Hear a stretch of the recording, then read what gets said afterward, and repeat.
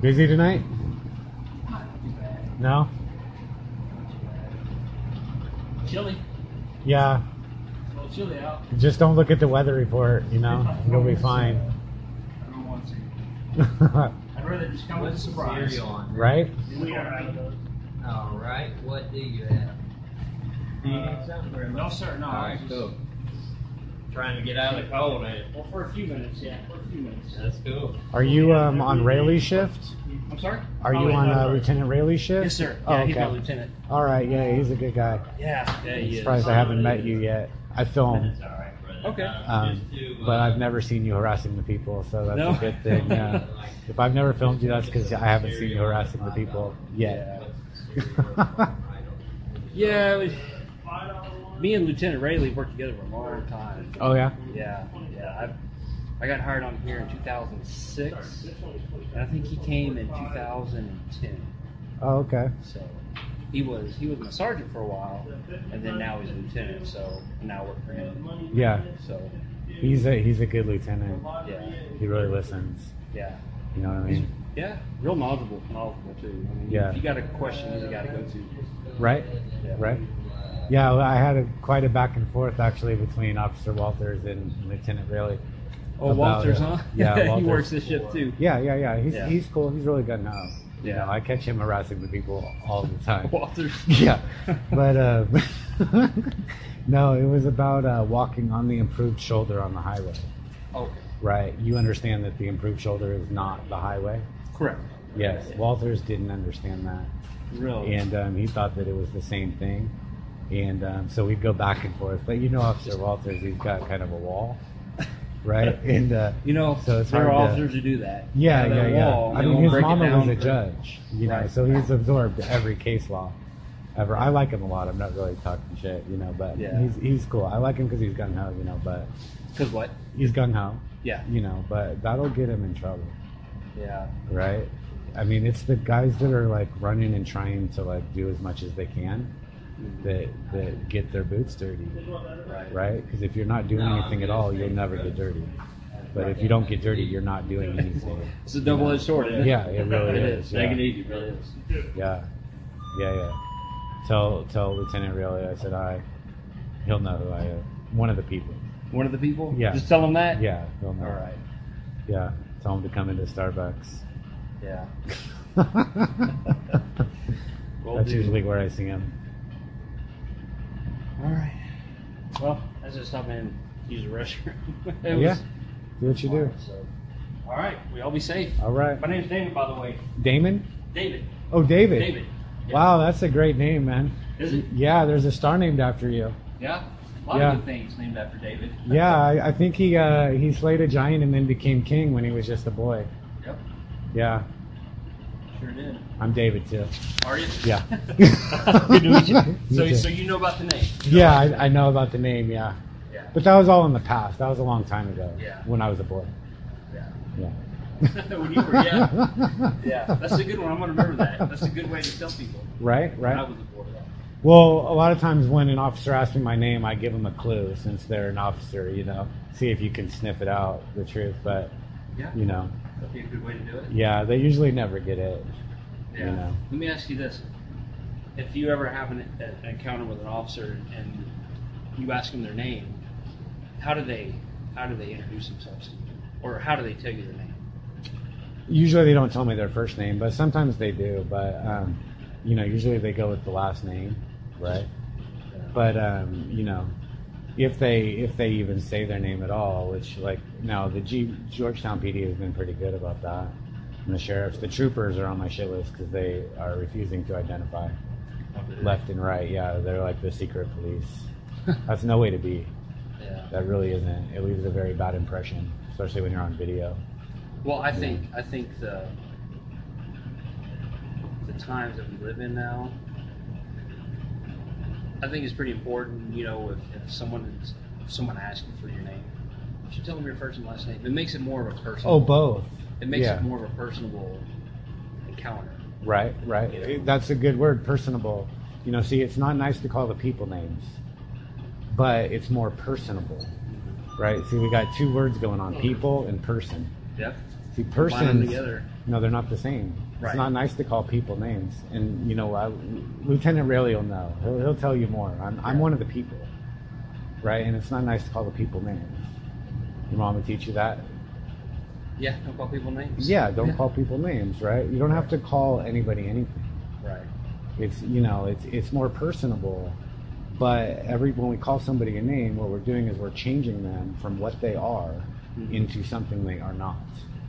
Right? Like whether we're calling them a witness or a defendant or a perp or even any a of these victim. things, right? Yeah. Or a victim, all those are instances of what somebody did or what happened to somebody doesn't change them into something else, right? Like if I witness something, then I'm one of the people that witnessed something. I'm not a witness, if that makes sense. Sure. You know Sure. what I mean? But yeah, you get it. This is a difficult one to get across to officers, Yeah. because there's a propensity to attach a label right away. Like, what is that? You know what I mean? Oh, yeah. And nobody wants to write on a report, oh, it was one of the people. Nobody ever wants to do that. And I'm like, why? Yeah. What is so scary about that?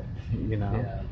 You're going to get laughed at by your Yeah, and the I other think guys. that kind of boils down to just the way officers are trained from the very beginning with it. It's something different that they've never had to do. Yeah, well, you have to, you don't have authority over the people. All your codes say persons, right? So your first thing you want to do is get them in their person, which is fair. But when somebody says they're one of the people, you can't really, what can you do? You know what I mean? And then when people aren't, guys aren't knowledgeable on that, it's like throwing a big monkey wrench into it. Well, what do I do now? Kind of Yeah, thing. most of them aren't. Actually, I think you're probably the only one that's really getting this right off the bat. I'm sensing that you understand what I'm saying. I absolutely, I That do. They're similar words and they're interchangeable in regular Right. talk, but constitutionally speaking, they're different. The people have rights, and persons have privileges and immunities. Man, it's like you've studied the Constitution or something. Well- You have, haven't you? I mean, it's part of our job. It seems like it, Yeah. but not necessarily. Like, a limited amount of your training is on the Constitution, right? Very small amount, like the First Amendment, Right. The things the that Fifth we Amendment, typically the Second deal with on a Amendment. daily basis, over and over and over and over again. Yeah, Yeah, and that's what it is. but like I've never heard an officer understand that the Fourth Amendment is the right of the people not to be in their person, as well as the right of the people to be secure in their person. So you have the right not to be in your person too. Well, I've never heard it explained.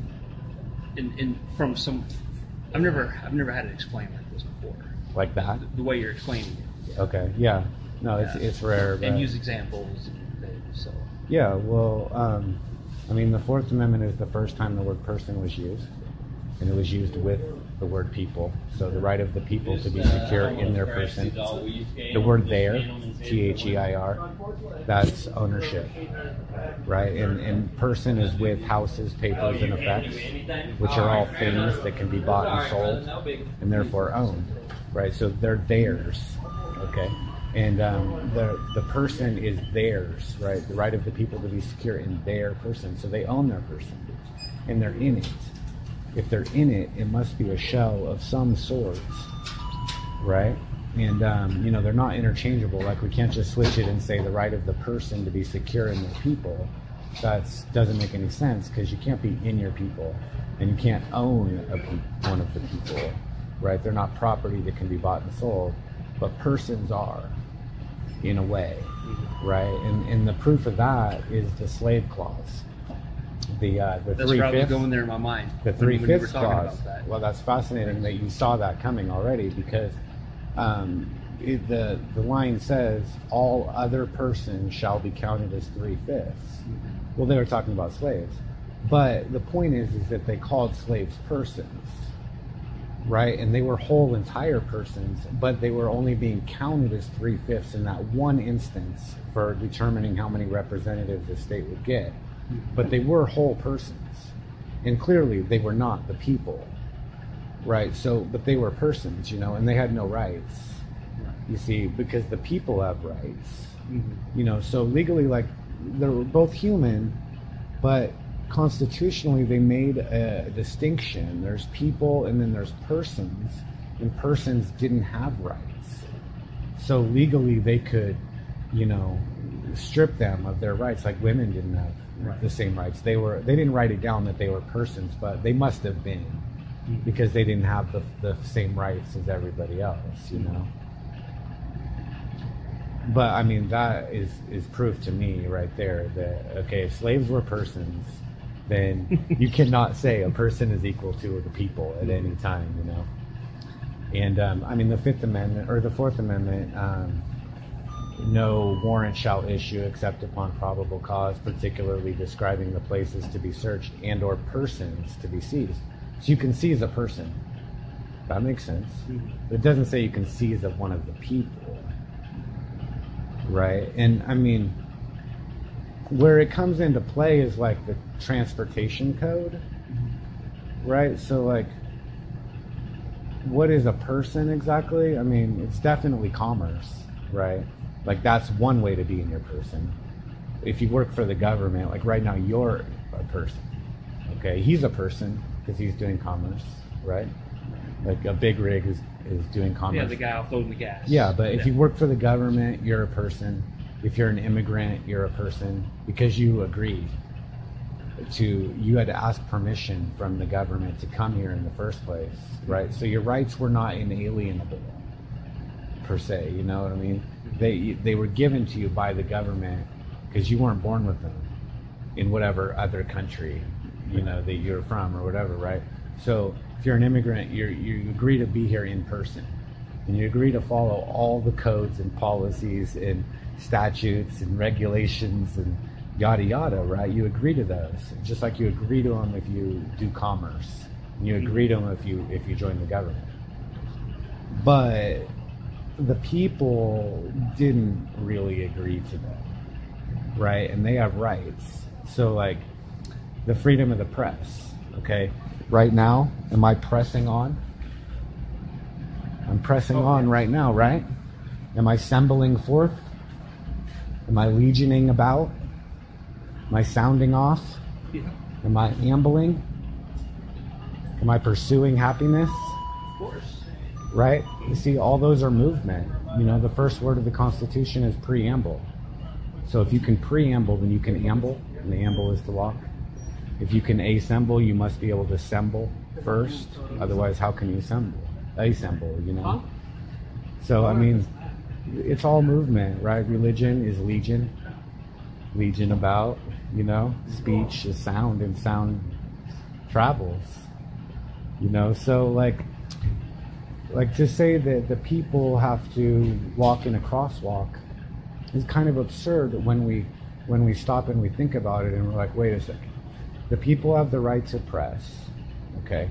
So if there's a divot in the middle of the road and they want to go and they want to film it and document it that it's not being fixed, they can't do that? I mean, they can. We know they can. Yes. Right?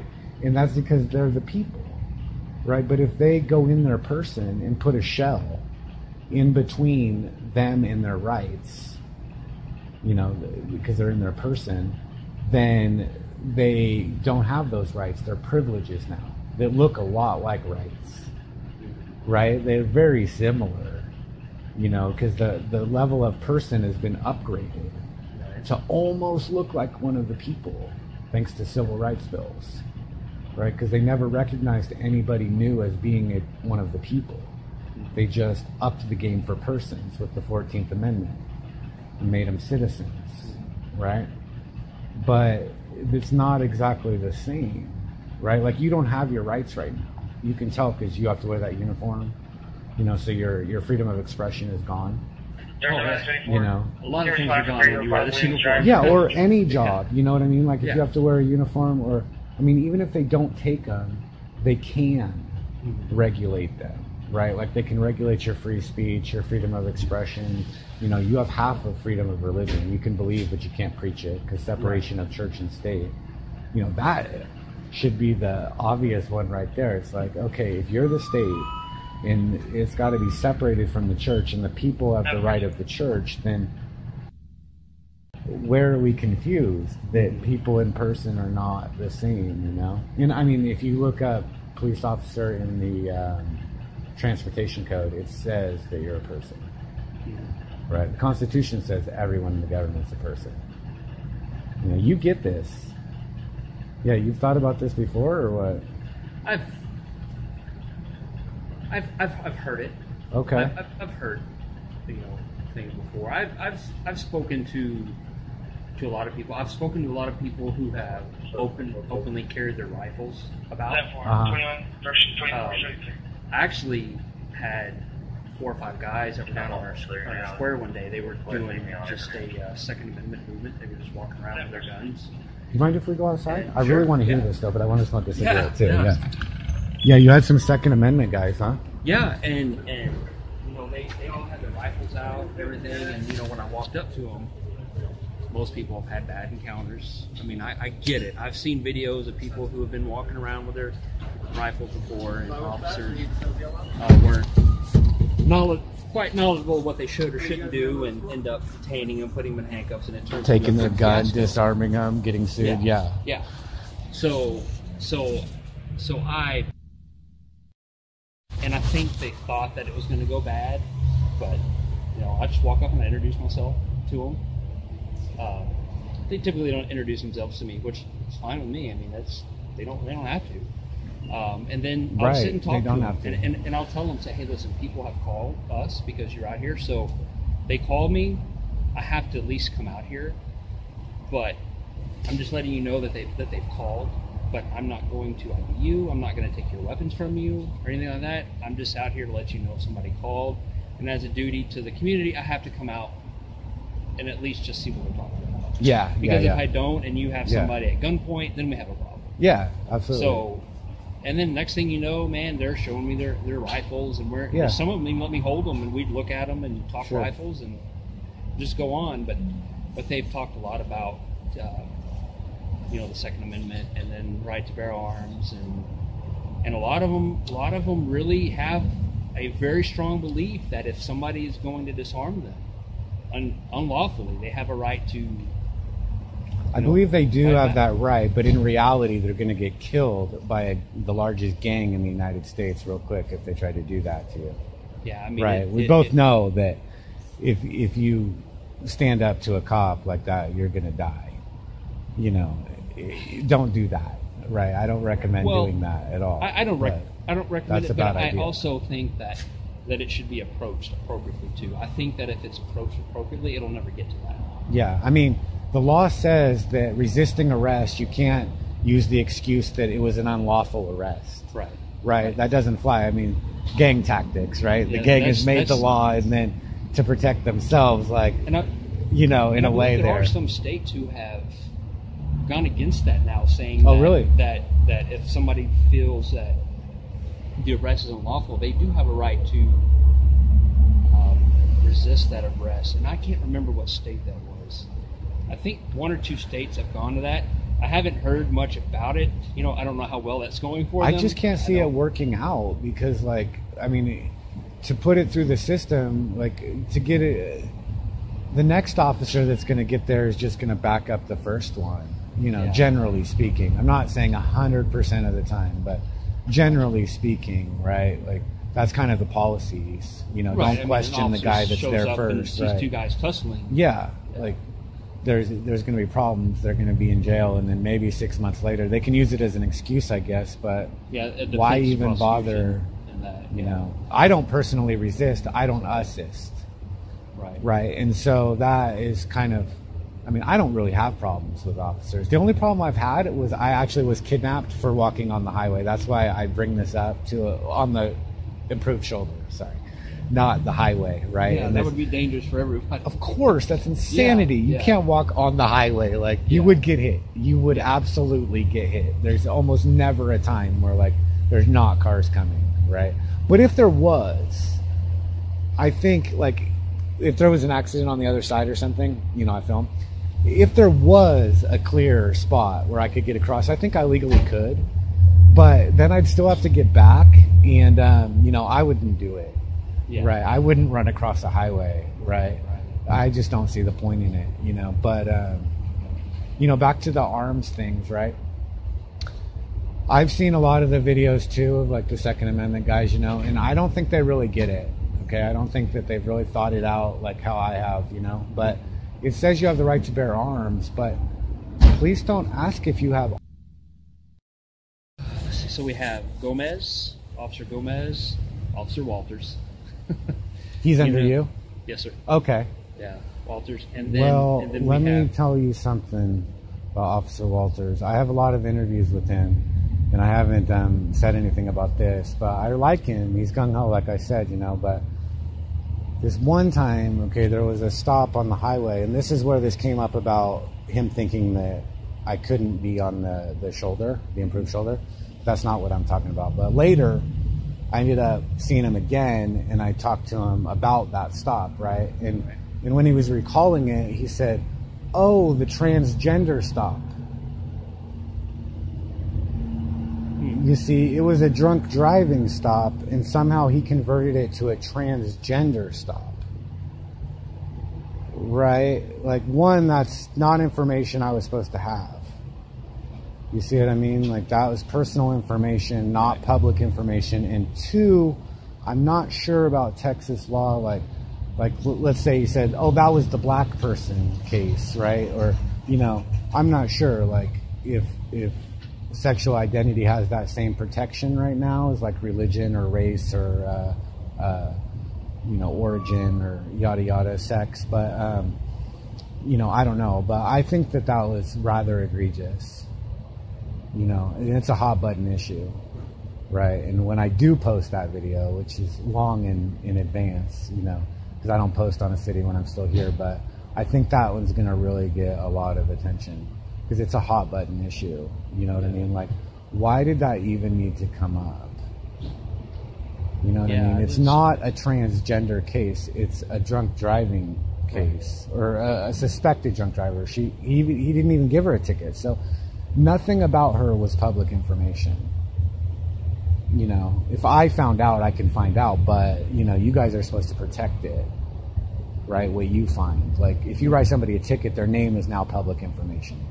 Correct. Right, but not their sexual identity. Right. Right? And so, you know, I don't expect you to adjudicate this right here and, like, say, "Oh, he was wrong," but he was. Yeah, I can't.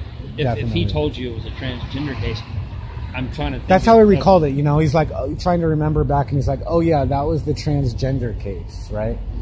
And you know, that's how he logged it in his brain, right, to remember one stop from another. You know, but it makes it look like profiling, right? Even though he didn't give him a ticket, he let her go, which I was like, wow, somebody actually passed a drunk driving test. Amazing. I didn't know it was possible, you know, but he said it is. He said it is, and I'm like, okay. It is. Never heard of such a thing, though, but it happens, apparently, in Georgetown.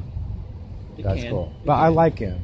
Yeah. You know what I mean? But his mouth is going to get him in trouble. I can't think he likes to talk. Of a reason why he would identify it as that.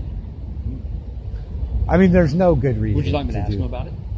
I think that, I mean, it's going to come out, but I think that if you're a sergeant, maybe you might want to just like mention something in the meeting and not like point to a specific somebody, but like, you know, this shouldn't happen. You know, overall, we've got to protect people's information, right? Like Officer Fox, you know, he knows my first name, like you know my first name too, right? But that doesn't mean on 2 stops, you know, he said my name in front of the one that he's pulled over, and one of them was the one he arrested, and the other one was the one he gave a ticket to. So, you know, he doesn't really have a right to do. To be honest with you, when I make a traffic stop, first thing I do, I let them know who I am, tell them why they're stopped. I mean, if I feel like I'm, you know, if it's a vehicle that's got completely black tinted windows and it's night and I can't see inside and have no idea what it's going to be like, then usually I'll do the passenger side approach and walk as safely as possible to the vehicle, or I'll yell, "Hey, can you roll the window down?" Sure. But yeah, it's just, hey, I'm Sergeant Lanier, Georgetown Police Department. Yeah. You know, you're being stopped for this. Your driver's license, insurance, and I have people who sometimes just they don't want to talk to me, and that's fine. That's fine. They just hand me their driver's license. And I mean, don't be like, oh, you're obstructing. Oh my God. Yeah. If you've ever heard a guy with a gun say that, you know what I mean? You have to answer my questions or I'm going to arrest you for obstruction of justice. Yeah. Right? I've heard that on the side of the road in Louisiana. Yeah. At 2 o'clock in the morning. You know? Well. In the Napoleonic state, right? Yeah. But I didn't die, you know. But yeah, and then, you know, they just hand me their driver's license, and, you know, I'm not a big ticket rider anyway, and I'm just like, okay, well, you know, all I ask is for voluntary compliance. Just please slow down driving. And hand them back the driver's license, free to go. And most of the time people drive off ready to get back to my car. But yeah, if we're in a parking lot, I mean, there's no reason to just sit there. Yeah, these were all in a parking lot, not on the road, right? That's a little different. I mean if we're on the you'd interstate, want to wait for them to get, so you can help them get out. Yeah, keep the traffic off. Yeah, absolutely. Yeah, no, that's fair. Like, I never try and talk to people on the side of the road. Mm-hmm. You know what I mean? Definitely not on the highway. That's craziness. I do film on the highway. Here, I have done that like 4 or 5 times, you know. Just be careful. I mean, that's the only thing I would ask of you. Just be safe. Don't get hit. Well, you know? yeah, no, for sure. I mean, here there's a big grass area there too, you know. I don't go out there just because I can, right? Like, if there's a grass area, I'm going to stand on that. But there's ants. Yeah, you snakes. know, on 2 stops, I've been standing in an anthill. And, you know, by the time you realize it, they're all over you, right? It was a bad scene. It's too late by the time you're getting bit. Exactly. Yeah. That happened twice. It was kind of funny, though, but, yeah. You're on a good shift. Okay, so who else? Walters? So it's Officer Walters, Officer Gomez, and Officer Boswell. Oh, I've met Boswell. And then we have Officer Glass, Glasz. I met him. And then we have Officer Glass. Wait. Oh, it's not grass, it's glass. Glass. Yeah. Okay, I wrote it down as Glass. Officer Glass is lit because he didn't deprive me of any of my rights. So we have 2. We have Lieutenant Grass. Oh, you do have a Lieutenant Grass. We have a Lieutenant Grass. He's a younger. Okay, I'm pretty sure he said Grass. Their body statures are completely different. He's more of a thinner guy. It was in the daytime. Yeah, he works day shift. Yeah, it was Grass then, not Glass. Okay. And Officer Glass, who's on our shift, he's a pretty big, stocky guy. Okay, I haven't met him, but I think I've met Gomez, but I'm not sure. But I've definitely met Boswell recently on a traffic stop down there, right before at Austin Avenue in is this University? Mm-hmm. Yeah, University in Austin. And then Officer Gilbert. Gilbert. I might have met him. He's the newest guy on our show. Oh, I think I just met him. Officer Gilbert. Yeah. He came in. He's the only one where you're wanting to film on the side of the road. Oh yeah, and he ordered me off the. He said I couldn't be there. Right. Yeah, and then I didn't listen to him. I did what I wanted to do. And then we told him that if somebody wants to film, they can film. Yeah. That's their right. Oh wait, there was 2 drunk driving stops. I mean, are you talking about the one on the highway or the one that was in downtown? Past the square I don't know which one it was. On Austin Avenue, where he told me I had to move. I was like kind of between him and his car, and I did move back. I did honor that request, but on the highway, I was like, no, I can be here. I don't know the location, and a name wasn't given. Okay, it's just whenever you told me about that, I was like, oh, okay, I heard about that. Yeah, no, I've seen him on 3 drunk driving stops, but one, I guess, wasn't a drunk driving stop because the guy didn't have the keys in the ignition. And then that was the first time I met him. And then there was the one on the highway that they let him go. Oh, 4. And then there was that one on Austin Avenue where he had towed the car before, or he was towing the car as I got there. And then there was another one on,